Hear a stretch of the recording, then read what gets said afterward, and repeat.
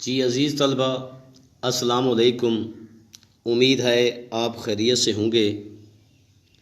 ہم پہلا سبق پڑھ رہے تھے شبلی نعمانی کا لکھا ہوا مناقب عمر بن عبدالعزیز۔ آج اسی سلسلے میں 5واں لیکچر ہے۔ آج جو ہم پیراگراف پڑھنے جا رہے ہیں وہ تشریح کے حوالے سے انتہائی اہم پیراگراف ہے۔ وہ پیراگراف یہ ہے: بنو امیہ کے دفتر اعمال میں سب سے زیادہ قوم کو برباد کرنے والا یہ واقعہ ہے کہ انہوں نے آزادی اور حق گوئی کا استحصال کر دیا تھا۔ استحصال کرنا بطور محاورہ کے آیا ہے، جس کا مطلب ہے جڑ سے اکھاڑ پھینکنا۔ سب سے پہلے آپ تشریح کرتے ہوئے بنی امیہ جو خاندان ہے اس کا تعارف کرائیں گے۔ اگرچہ پہلے لیکچر میں تفصیلاً بتا چکا ہوں کہ بنی امیہ کون تھے، ان کے ہاں کتنی دیر تک حکومت رہی، لیکن پھر سے بھی مختصر طور پر اس کا تعارف کرا دیتا ہوں۔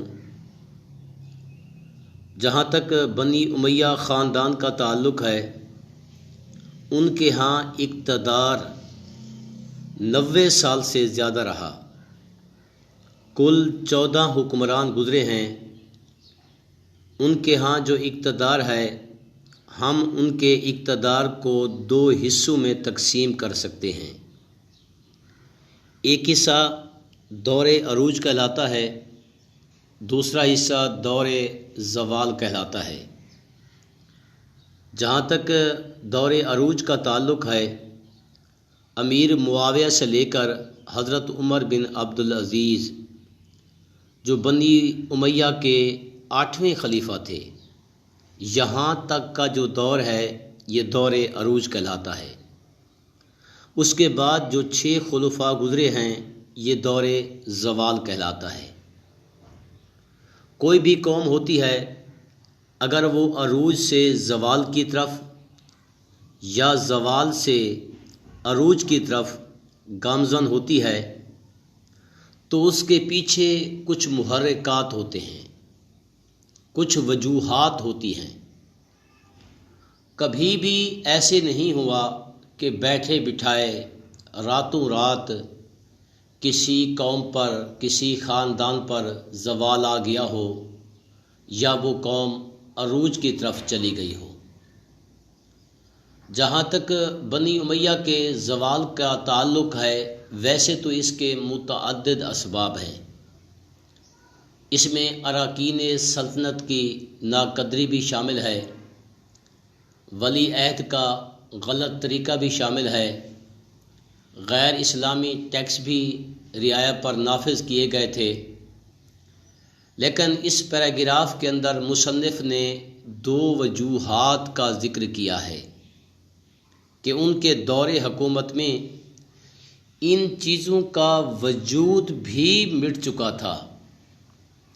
ایک آزادی اور دوسری چیز کیا ہے؟ حق گوئی۔ جہاں تک آزادی کا تعلق ہے، انسان آزاد پیدا ہوا ہے۔ کسی کے جذبات و احساسات پر،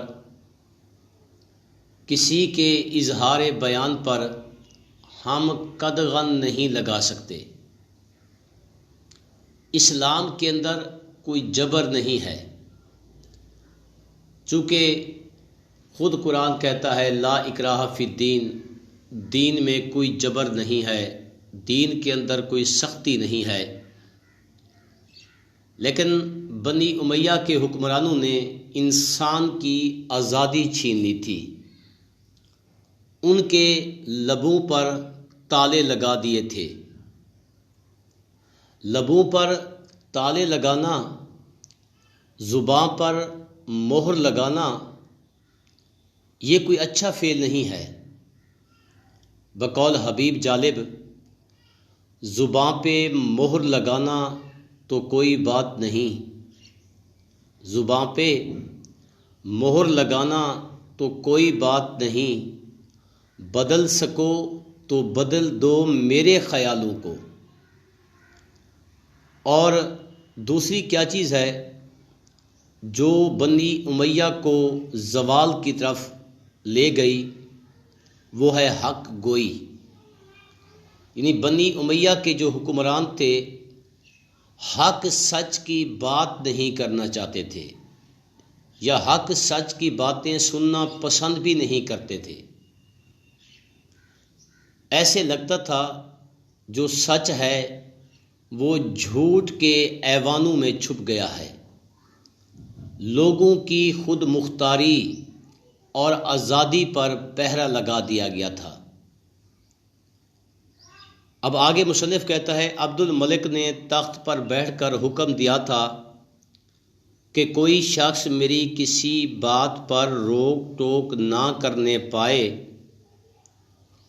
اور اگر کوئی ایسا کرے گا تو وہ شخص سزا پائے گا۔ اب عبد الملک کون تھا، اس کا تعارف کرانا ہوگا۔ عبد الملک بن مروان، مروان کی وفات کے بعد 65 ہجری میں عبد الملک 39 سال کی عمر میں خلیفہ بنا۔ اگرچہ بنی امیہ کی حکومت کی ابتدا تو امیر معاویہ نے رکھی تھی، لیکن عبد الملک کو ہم بنی امیہ کا حقیقی بانی بھی کہہ سکتے ہیں، چونکہ جب عبد الملک بن مروان نے اقتدار سنبھالا تو اس وقت ایسے محسوس ہو رہا تھا کہ بنی امیہ کی حکومت چند دنوں کی مہمان ہے۔ ہر طرف بغاوتیں اور شورشیں برپا تھیں۔ حجاز اور عراق نے عبداللہ بن زبیر کے ہاتھ پر بیعت کر رکھی تھی۔ محبان اہل بیت کی کئی تحریکیں وجود میں آ چکی تھیں، لیکن عبد الملک نے اپنے تدبر اور دور اندیشی سے ان تمام مشکلات پر یکے بعد دیگرے قابو پایا اور پھر سے اموی سلطنت کی بنیادوں کو استوار کیا۔ ان کا ایک نہایت کارنامہ یہ بھی ہے کہ عربی زبان کو بطور دفتری زبان کے پہلی مرتبہ استعمال کیا، عربی رسم الخط کی اصلاح کی۔ عبد الملک نے حروف پر نقطے لگوانے کے ساتھ ساتھ اعراب بھی لگوائے تھے، اسلامی سکوں کا اجرا بھی کیا تھا۔ عبد الملک نے 21 سال کی خلافت کے بعد 705 میں وفات پائی تھی، اور اپنی زندگی میں اپنے دونوں بیٹوں ولید اور سلیمان کو جانشین نامزد بھی کر دیا تھا۔ اب عبد الملک نے تخت سنبھالتے ہی، اقتدار سنبھالتے ہی پہلا شاہی فرمان یہ جاری کیا، میرے منہ سے نکلا ہوا ہر لفظ وہ قانون کی شکل اختیار کر لے گا، مجھے کوئی روکنے ٹوکنے والا نہیں ہوگا۔ یہ کیوں ایسا ہوتا ہے؟ چونکہ جہاں مطلق العنانیت ہوتی ہے، جہاں آمریت ہوتی ہے، مطلق العنان بادشاہ ہمیشہ وہ اپنے آپ کو مجازی خدا سمجھتا ہے۔ اقتدار کا نشہ ایک ایسا نشہ ہوتا ہے، بقول حبیب جالب، تم سے پہلے جو ایک شخص یہاں تخت نشین تھا، تم سے پہلے جو ایک شخص یہاں تخت نشین تھا، اس کو بھی اپنے خدا ہونے پہ اتنا یقین تھا۔ چونکہ اقتدار کے نشے میں آ کر اس نے یہ شاہی فرمان جاری کیا، کوئی شخص بھی میری بات پر روک ٹوک کرنے والا نہیں ہوگا، اگر کوئی شخص ایسا کرے گا تو وہ سزا پائے گا۔ اگرچہ اس پر بھی آزادی پسند عرب کی زبانیں بند نہ ہوئیں،